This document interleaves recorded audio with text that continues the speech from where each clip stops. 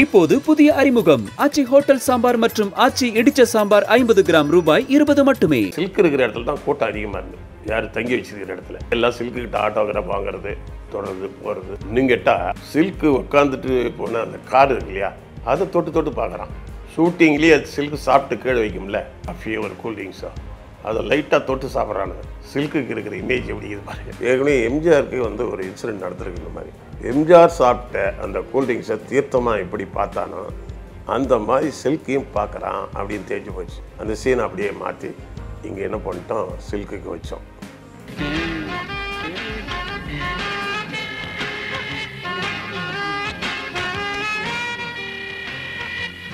Silk இல்லை, அது வந்து அந்த கோயிலில் போகும்போதும் கும்பிட்டு தான் போவோம். சார் நல்ல பொண்ணு சார், டெய்லி சாமி கும்பிடு சார், எல்லாம் பண்ணு சார். அது நடிக்கிறது தானே, ஏன் நடித்தா அதுக்காக போய் நீங்கள் இப்படி நினைக்கிறீங்க அப்படின்னு. சில்க்குக்கு பக்தி இருக்குது, உணர்வு இருக்குதுன்றதே அவங்களுக்கு தெரியல. அதை காமிச்ச பிறகு தான் தெரியும். பெரும்பாலும் பெரிய ஹீரோயின்னாக்கா அசிஸ்டன்ட் டேரக்டர்லாம் மதிக்கிறதே இல்லை. ஆனால் அசிஸ்டன்ட் டேரக்டருங்களை ஒவ்வொருத்தரும் வந்து அன்பாக கூப்பிடும்.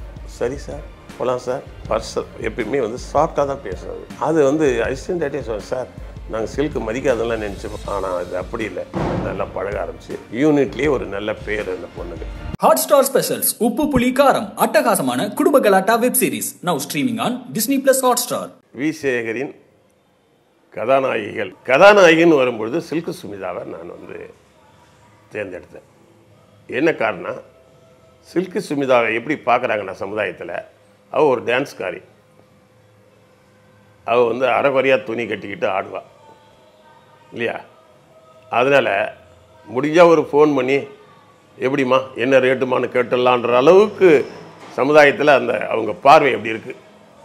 ஏன்னா அது டான்ஸு, கிளப் டான்ஸ் ஆடுற பொம்பளை, அது கூப்பிட்டா கூட ஃபோன் பண்ணால் ஒன்றும் தப்பு இல்லையே அப்படின்ற அளவுக்கு இருக்குது. உண்மையிலேயே வந்து சில்க் சுமிதா கஷ்டப்பட்டு உழைச்சி மேலே வந்தவங்க தான். சந்தர்ப்ப சூழ்நிலைகளில் சினிமா நெருக்கடியில் ஏதாவது வந்து அவங்க திசை மாறி இருக்கலாம் ஒழிய, உண்மையிலேயே வந்து எல்லா பெண்களுக்கும் உள்ள மனநிலை தான் அவங்களுக்கு இருக்குது. அதனால் என்ன பண்ண, இந்த கேரக்டரை போய் சொன்னேன், நான் ஒரு படம் எடுக்கிறேன், அதில் வந்து நீ நடிகையாக வர, நிழல் ரவி வந்து கதாநாயகனாக வரார், நீ நடிக்க வர. நடிக்க வரும்பொழுது என்ன நடக்கும், ஒரு நடிகை வந்து ஊருக்குள்ளே நடிக்க வர, அதுவும் நல்ல ஒரு கிளாமர் ஆர்டிஸ்ட்டாக வரும்பொழுது என்ன நடக்குமோ அது பூரா அந்த கதையில் நான் சொல்கிறேன். அப்போ அது என்ன சொல்லிச்சுன்னா, சார் நான் பெரிய பெரிய படங்களில் நடிச்சிட்ருக்கிறேன், 4 நாள் 5 நாள் நடித்தா விட பாட்டுக்கு இவ்வளோ சம்பளம் வாங்குகிறேன், உங்களுக்கு அவ்வளோலாம் சம்பளம் கொடுக்க முடியுமா அப்படின்னா, நான் முதல்ல கதையை கேட்டுருமா, உங்களுக்கு கதை கேட்டு பிடிச்சிருந்தா நடி அப்படின்னு சொல்லிட்டு முழு கதையை சொல்ல ஆரம்பித்தேன். இந்த மாதிரி வந்து ஷூட்டிங் குரூப் வந்து ஒரு வில்லேஜுக்கு போகிறாங்க. போகும்பொழுது நீ வந்து ஷூட்டிங்கில் கதாநாயகி வந்திருக்கிற, நம்பியார் வீரப்பா ஒரு வீட்டில் தங்க வைக்கிறேன், ஒன்று ஒரு வீட்டில் நான் தங்க வைக்கிறேன் அப்படின்னு. சரி சார். ரெண்டாவது கதை என்னென்னா, நீங்கள் வந்து ஒரு கதாநாயகி வந்து கிளாமர் கதாநாயகி, ஆனால் வந்து காதலை சேர்த்து வைக்கிற, பாசிட்டிவாக இருக்கிற, நல்ல குணங்கள்லாம் நிறைஞ்சவளாக இருக்கிற அப்படின்னு காமிச்சு, இவங்க வந்து கிளாமர் ஹீரோயினாக நடிக்கிறதுனால அவங்க வந்து நீங்கள் நினைக்கிற மாதிரி தப்பான பெண்களோ ஃபோன் போட்டு கூப்பிட்டா வந்துடுறாலோ இல்லை. அவங்களுக்கும் ஒரு எல்லா பெண்களுக்கும் உள்ள மாதிரி சுயமரியாதை எல்லாமே இருக்குது. சினிமா வேறு, பர்சனல் லைஃப் வேறுன்னு சொல்கிறதுக்கு தான் அந்த படம் பண்ணேன். உடனே நான் சொல்லிச்சு, சார் உண்மையாக தான் சார், நான் அந்த கிளாமர் வந்து நடிக்க ஆரம்பித்த பிறகு என்ன பண்ணுறாங்கன்னா, சம்மந்தம் இல்லாதெல்லாம் ஃபோன் போட்டு எப்படி இருக்கிற சில்க்கு, என்ன நான் யார் தெரியுமா அப்படின்னு நம்மளை வந்து அடிக்கடி ஒரு நம்ம அனுமதி இல்லாமே நம்மகிட்ட வந்து ஒரு நம்மளை அழைக்கிற மாதிரி சுச்சுவேஷனில் நிறைய வந்துச்சு சார். அப்புறம் தான் தெரிஞ்சுக்கிட்டேன், நம்ம வந்து நடிக்கிற கதாநாயக கேரக்டர் வந்து கிளாமர் கேரக்டர்னால நம்மளை வந்து ஒரு கால்கேலாகவே நினைக்கிறானுங்க அவனுங்க. இது எனக்கு ரொம்ப நடந்திருக்கு இன்சிடெண்ட்டு. சொல்லுங்கள் சார் அப்புறம் எப்படி சார் என்ன. ஆனால் படம் போகும்போது அப்படி நினைக்கிறாங்க. படம் முடித்து வரும்பொழுது கதையில் என்ன பண்ணுறீங்கன்னா, நீங்கள் லவ்வை சேர்த்து வைக்கிறீங்க, பண்பாக நடந்துக்கிறீங்க. அப்புறம் வந்து ஒரு வீட்டில் தங்க வைக்கிறான், அவங்க பொண்ணு ஒன்று இருக்குது. அது வந்து என்ன பண்ணோம், அக்கா அக்கான்ட்டு உங்க கூட வந்து ஷூட்டிங்க்கு வரும், எல்லாம் போவோம். உடனே அவங்க வீட்டில் இருக்கிறவங்க என்ன சொல்கிறாங்கன்னா, ஏய் அந்த பொண்ணு கூட எதுக்கு ஷூட்டிங் எல்லாம் கூட போகிறேன், என்ன தங்கியிருக்கிற வீட்டு ஓனருடைய பொண்ணு. ஆமாம், அந்த அக்கா வந்து நடிகர் இல்லை, அதனால் கூட போகிறேன் அப்படின்னு அங்கே ஷூட்டிங்கில் அது சிலுக்கு நடக்கும்போது அது கூட உட்காந்து சேரில் பார்க்கும். ஐயோ அவெல்லாம் கெட்டவன், படத்தில் வந்து இது என்ன சொல்கிறேன்னா, படத்தில் என்ன மாதிரி கேரக்டர் நடிக்கிறாவ, அவள் பர்சனல் லைஃப்பும் வந்து ஒரு நல்ல வில்லியாக நடிக்கிறா, ஆளை மயக்கிறவளாக நடிக்கிறா, பாதி ட்ரெஸ்ஸு போடுறா, அவள் கூட சேர்ந்துன்னு நீ அப்படி ஆகிடுவேன் அப்படின்னு சொல்லி அந்த பொண்ணை நிறுத்துறாங்க. இது ரியலாகவே ஷூட்டிங்கில் நடந்தது. எங்கடி அவளோட சேர்ந்து ஊரை சுத்திட்டு வர? இல்லம்மா, அந்த அக்கா டவுனூர்லும் துணை கூப்பிட்டாங்க, அதான் போயிட்டு வந்தேன். சினிமா காட்சி எங்க வேணாலும் சுத்துவா, நீ அவளோட ஜோடி போட்டுட்டு சுத்தணுமா? சில்க்கு கூட சேர்ந்தா கெட்டுடுவாங்கன்ற ஒரு எண்ணம் இருக்குது. அதனால சில்க் இருக்கிற இடத்துல தான் கூட்டம் அதிகமாக இருந்தது. யார் தங்கி வச்சிருக்கிற இடத்துல எல்லாம் சில்க்குக்கிட்ட ஆட்டோகிராஃப் வாங்குறது, தொடர்றது, போகிறது. இன்னும் கேட்டால் சில்க்கு உட்காந்துட்டு போன அந்த கார் இருக்கு இல்லையா, அதை தொட்டு தொட்டு பார்க்குறான். ஷூட்டிங்லேயே சில்க்கு சாப்பிட்டு கீழே வைக்கும்ல, காஃபியோ ஒரு கூல்ட்ரிங்ஸோ, அதை லைட்டாக தொட்டு சாப்பிட்றானுங்க. சில்க்குக்கு இருக்கிற இமேஜ் எப்படி இது பாருங்க.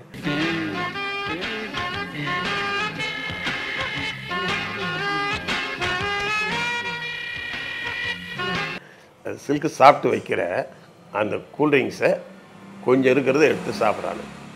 சில்க் தொட்டு ஆளு கொஞ்சம் கொஞ்சம் சாப்பிட்றானு. இது சில்க்கு தொட்டால் போதும் அவங்க வச்சுருக்கிற இதை சாப்பிட்றது ஒரு புனிதம் அப்படின்னு நினைக்கிற அளவுக்கு. அப்புறம் இந்த கதையெல்லாம் கேட்டு சில்க்கு நடிக்கிறதுக்கு ஓகே ஆயிடுச்சு. ரொம்ப நல்ல கதை சார், என் வாழ்க்கையில் இது நடக்குது நிறைய. நீங்கள் இதுதான் மக்களுக்கு சொல்லணும். வில்லியாக நடிக்கிறவங்களாம் வில்லி இல்லை, கிளாமராக நடிக்கிறவங்களாம் கிளாமர் இல்லை. கதாநாயகியாக நடிக்கிறவங்களும் வந்து வாழ்க்கையிலே கதாநாயகன்னு சொல்ல முடியாது. சில பேர் 3 கல்யாணம் 4 கல்யாணம்லாம் பண்ணிக்கிறவங்களாம் இருக்காங்க. இதெல்லாம் நீ தோல் வச்சு காமிக்கணுன்றீங்க. அற்புதமான படம், நீங்கள் என்ன வேணாலும் சம்பளம் கொடுன்னு வந்துச்சு. அப்போ எனக்கு முதல் கதாநாயகி சில்க்கு சுமிதா தான். சில்க்கு சுமிதாவுக்கு இந்த கதை ரொம்ப பிடிச்சி போச்சு. அவங்க வந்து ஏற்கனவே பிஸியாக இருக்காங்க. அவங்களுக்கு வந்து சம்பளம் அதிகம், 4 நாள் 3 நாளில் கூட ஏகப்பட்ட லட்சங்களை கொடுக்குற சூழ்நிலை. ஒரு பாட்டுக்கே 3-4 லட்சம்லாம் வாங்குகிற சூழ்நிலை. ஆனால் எனக்கு ரொம்ப குறைஞ்ச ரேட்டில் இந்த கதைக்காக நான் பண்ணித்தரேன் சார்ன்ட்டு வந்த இடத்துல நான் சொன்னேன் இல்லையா, அது தங்கி இந்த இடத்துல கூட்டம் அதிகம்.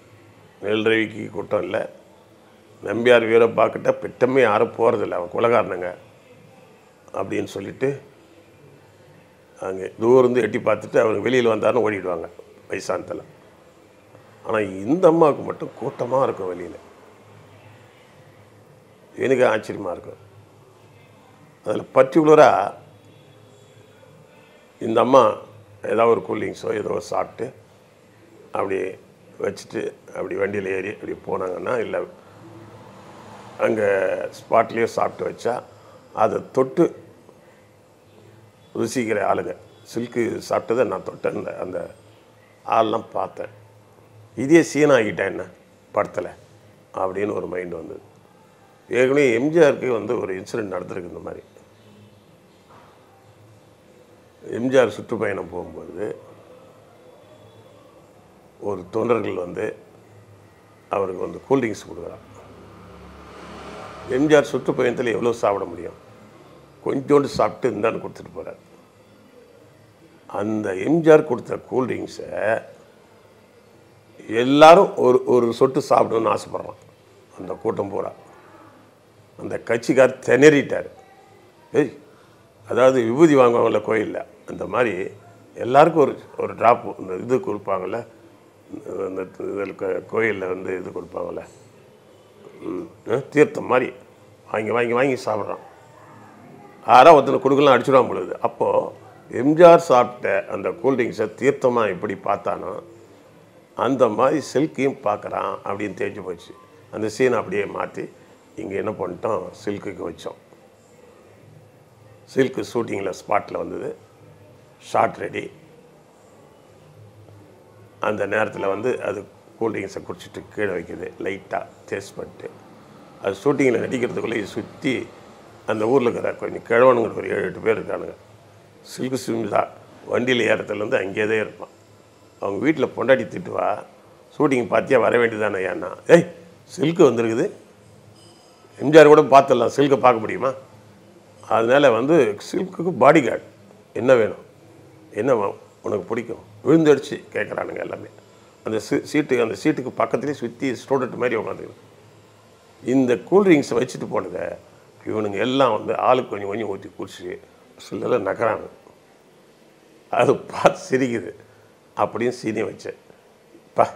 வாழ்க்கையில் பிறந்ததுக்குன்னு ஒரு அர்த்தம் வேணும்டா. இதெல்லாம் வந்து அதாவது அவன் பிறந்ததுனுடைய பர்பஸ் வந்து முடிஞ்சிச்சான். இந்த மாதிரி சில்க்கு வந்து இதெல்லாம் சாப்பிட்டேன்.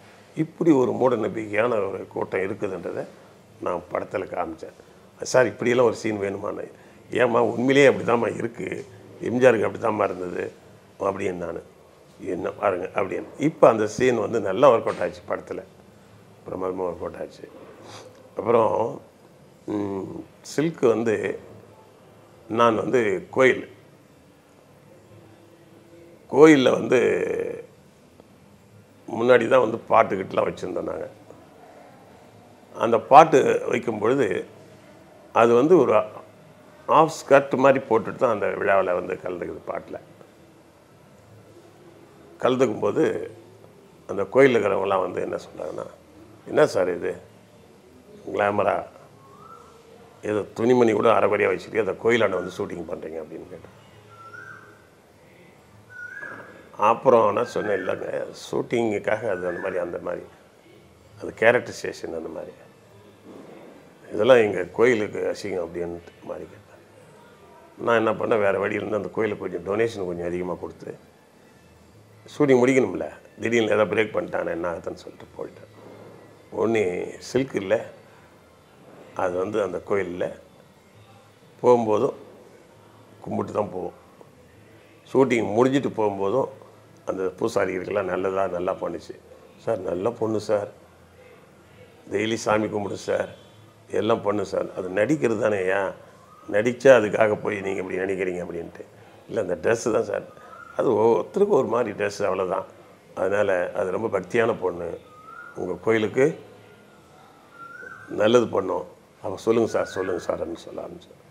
அந்த மாதிரி சில்க்குக்கு பக்தி இருக்குது, அது வந்து அந்த உணர்வு இருக்குதுன்றதே அவங்களுக்கு தெரியல, அதை காமிச்ச பிறகு தான் தெரிஞ்சுது. அதே மாதிரி எல்லா ஆர்டிஸ்ட்டுக்கிட்டையும் ரொம்ப கோஆப்ரேஷனாக நடந்தது.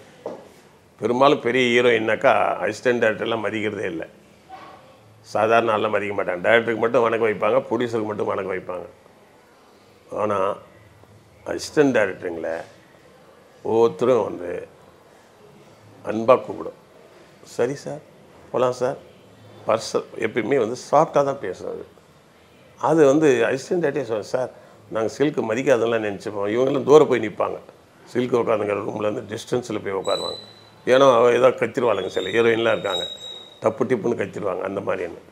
ஆனால் அது அப்படி இல்லை, நல்லா பழக ஆரம்பிச்சு யூனிட்லேயே ஒரு நல்ல பேர் அந்த பொண்ணுக்கு. அப்போது சில்கினுடைய பார்வை வந்து இது ஹோம்லி கேர்ள் மாதிரி இருந்தது. அது அதுக்கப்புறம் வந்து படம் நல்ல மாதிரியாக முடிஞ்சது. இந்த ஊரில் இதுக்கு வந்து ஆட்டோகிராஃப் போட்டே மாலலை, சில்க்கு தான் அங்கே வந்து எம்ஜிஆர் மாதிரி இருந்தது. அப்புறம் வந்து படம்லாம் முடிஞ்சிட்ட பிறகு படம் ரொம்ப நல்லா வந்திருக்கு சார், என் கேரக்டர் சூப்பராக பண்ணியிருக்கீங்க சார் அப்படின்னு சொல்லி கை கொடுத்துட்டு போயிடுச்சு. இப்போது புதிய அறிமுகம் ஆச்சி ஹோட்டல் சாம்பார் மற்றும் ஆச்சி இடிச்ச சாம்பார் 50 கிராம் ரூபாய் 20 மட்டுமே. Hotstar Specials உப்பு புளி காரம் அட்டகாசமான குடும்ப கலாட்டா web series now streaming on Disney+ Hotstar.